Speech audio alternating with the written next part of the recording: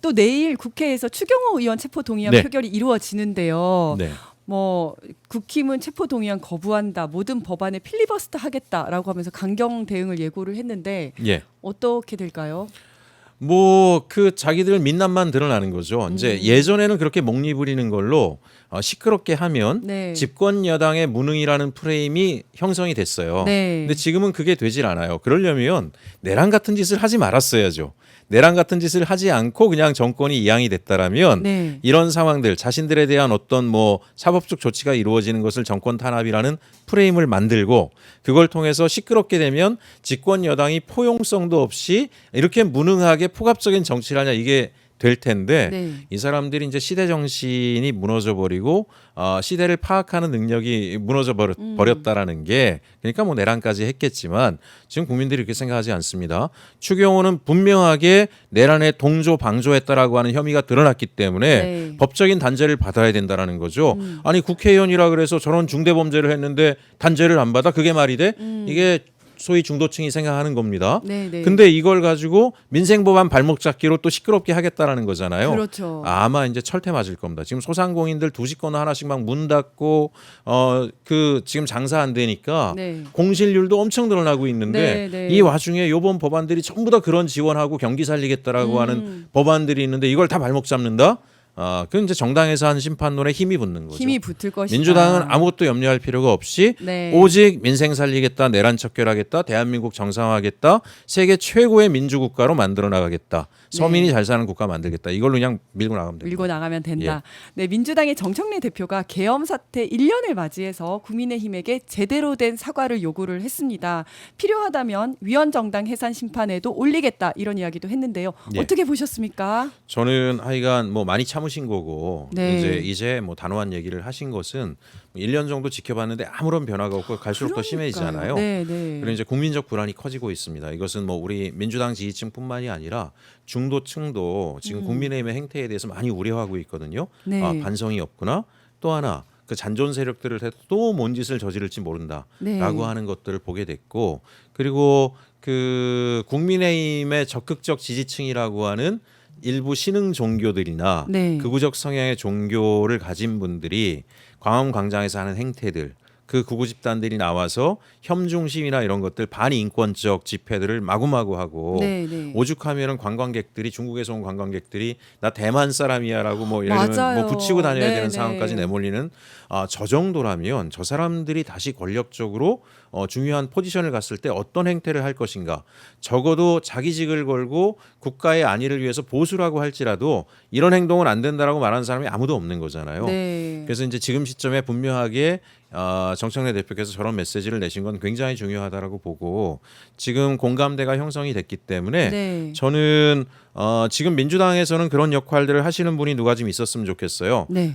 분명히 있을 거라고 보는데 메신저 역할 같은 경우인데 주요 뭐 종교계 원로분들이나 네. 시민사회 지도자분들 그다음에 주요 진보 뭐 민주개혁 정당들과 수시로 소통하면서 이 민주당의 이 판단들에 대한 공감대를 만들어내고 그래서 제가 어제 뭐 다른 방송에 나가서는 조지 포먼처럼 싸워야 된다라고 했는데 뭐처럼요? 조지 포먼 권투 선수로 아, 따지면 네, 네, 네. 조지 포먼은 사실은 이렇게 이제 뭐 잽도 안 날리잖아요. 네. 우리가 한 방에. 수세 국면일 때는 알리처럼 싸워야 돼요. 네, 네. 쟤들이 막 장갑차를 해서 할 때는 눈치 못 채게 날아다니면서 네, 막 네. 이렇게 해야 되는데 지금은 국민적 지지가 있고 새 진보 정당들도 동의하고 시민사회도 민주당이 가는 방향에 대해서 긍정적으로 힘을 실으려고 하시기 때문에 중론을 모아서 그냥 성큼성큼 가서 한 방 빵 때려서 네. 부시는 KO. 방식으로 가야 된다. 네. 그렇게 해야 국민들이 안심하시고 내년 지방선거에서 민주당에게 더 힘을 실어주자. 네. 그래서 대한민국 이참에 확실하게 바꾸자. 이런 흐름이 형성될 수 있다라고 보기 때문에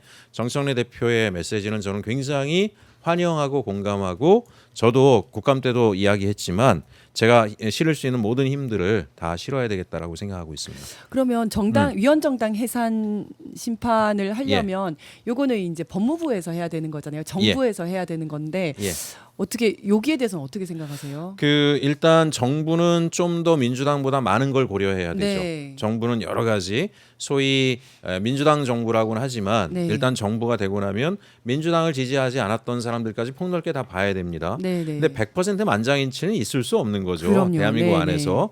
근데 아마 중도층이라고 할 수 있는 분들의 민심까지도 정부는 고려하게 될 텐데 만약에 지금 그 정청래 대표께서 말씀하신 이 정당 해산이라고 하는 것이 정부를 통해서 실효화되게 하려면 그래서 아까 그 말씀을 드린 겁니다. 민주당이 범시민사회 그룹들 어쨌든 중도 성향인 시민사회까지 종교계까지 두루 만나면서 이것이 대한민국의 미래를 위해서 굉장히 중요한 것이다라고 하는 것들을 이야기하고 공감대를 이끌어내고 그렇게 해서 그런 물결이 형성이 되면 정부가 부담을 적게 드리고 네. 나갈 수 있는 나갈 수 거겠죠. 있다. 그리고 이게 저는 우리 이재명 정부 성공을 위해서는 네. 어쨌든 이재명 대통령께서는 지금 경제 살리기, 국제관계 회복하기, 민생 회복하기에 전심전력하고 계신 거잖아요. 네, 전투의 선봉은 당이 해줘야 된다.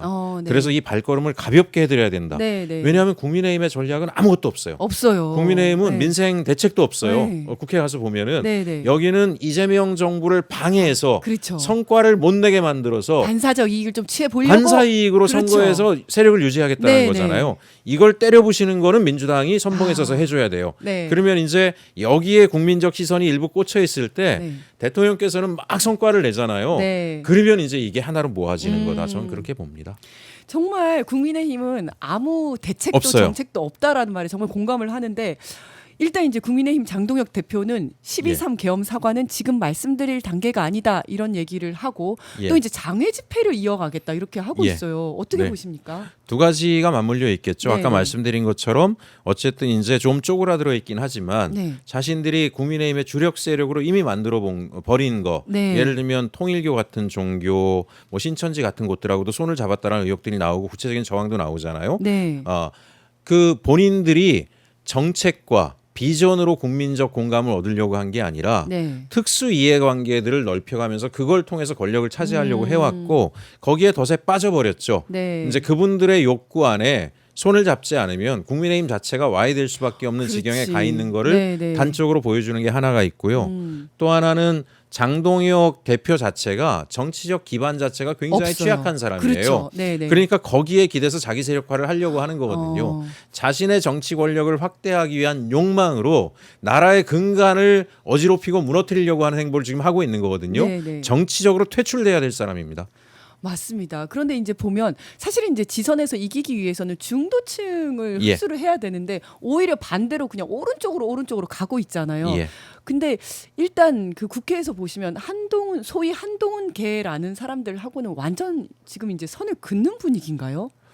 겉으로는 그렇게 하고 있는데 네. 이제 결국 선거가 임박해져 가지고 새를 불리는 게 필요하더라 그러면 또 자기들끼리 딜을 하겠죠. 네, 네. 한동훈이라는 사람도 지난번에 당대표가 될 때는 사실 윤석열 정부와 일정하게 선을 긋는 것처럼 하지만 네, 네. 그것도 쇼잉이었잖아요. 네. 되고 나서는 아주 이상한 태도를 보이면서 결국은 맞아요. 퇴출되고 말았는데 네, 네. 국민의힘은 중심을 잃어버린 정당이고 네. 정치 세력을 통해서 뭘 해야 될지 자체의 방향성이 없고 네. 오직 이권. 근데 오직 이권인 사람들이 또 쉽게 결합도 돼요. 흩어졌다. 이유는 딱 하나예요. 돈을 어떻게 나눌 거냐에 따라서 맞아요. 붙었다가 네, 네. 그걸로 가는 사람들이기 때문에 저 사람들이 결별했냐? 그건 모릅니다. 또 그러니까요. 국민의힘을 유지를 하면서 위원정당 해산 심판은 받기 싫은데 거기에 있는 돈은 탐이 나는 거죠. 예. 지금 그 국힘 그 건물이 엄청 많이 올랐을걸요. 지금 수백억 하는 걸로 알고 있는데. 그렇죠. 정당 지금 어쨌든 국고가 지금 많이 부족하고 민생을 해야 되는데 돈이 많이 네, 모자란 네, 상황이고 쟤네들이 다 털어먹었잖아요. 네, 윤석열 그렇죠. 3년 동안에 해산시켜가지고 회수해서 네. 민생 정책에 다 투입하면 됩니다. 네. 예, 그렇게 가야 되고 그리고 또 하나는 그 진보 진영은 가치를 기반으로 모이기 때문에 네, 네. 이 연대 연합이 참 쉽진 않아요. 네. 근데 오랜만에 또 공감대가 생겼어요. 내란 세력의 완전한 척결, 네. 검찰 개혁, 사법 개혁, 그다음에 무너진 민생을 회복하겠다. 여기에 대해서는 누구도 그렇죠. 이론이 없습니다. 그러니까 네. 어쨌든 대통령께서는 범민주개혁 진보 진영의 이런 단일한 욕구의 힘, 그러니까 네. 단일한 대오라고 하는 거 만들어진 힘위에서 강력하게 경제를 살리고 민생을 살리는 곳에 전념하시게 우리가 해드리면 되고 민주당은 네. 이 불씨를 흐트러뜨리지 말고 네. 단일 대우로 만들어가면서 어쨌든 국민의힘 해산시키고 장동혁 같은 인물들이 저렇게 하는 것들에 대해서도 견제하고 조치하고 그렇게 가면 민주당이 큰 성과들을 낼 수 있을 거라고 저는 생각을 하고요. 또 하나 이제 그럼에도 불구하고 시끄러우면 지방선거에서 또 피로감 때문에 이탈이 늘어나지 않을까라고 네. 하는데 이제 국민들이 많이 경험을 한 게 뭐였냐면 선거 때만 되면 입만 번지르한 얘기를 하는 것들 국민의힘에 대한 평가가 그렇습니다. 네. 쟤네들이 뭔 카드를 들고 나와도 믿지 않아요. 중도층도. 오히려 민생개혁, 사법개혁에 대한 단호한 조치, 확고한 조치 특히 어려울 때는요. 네.